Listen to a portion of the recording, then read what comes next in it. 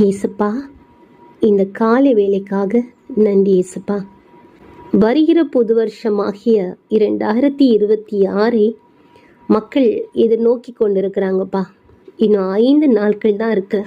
வருகிற வருஷமாவது என்னுடைய ஜீவிதத்திலே நன்மையாய் செழிப்பாய் என் தேவைகள் சந்திக்கப்படுகிறதாய் ஒரு பெரிய ஆசீர்வாதத்தின் வருஷமாய் எனக்கு காணப்படுமா என்ற ஏக்கத்தோடு இருக்கிற ஒவ்வொரு பிள்ளைகளுக்கும் தேவன் தாமே கிருபை செய்யும்படியாய் ஜெபிக்கிறேனப்பா.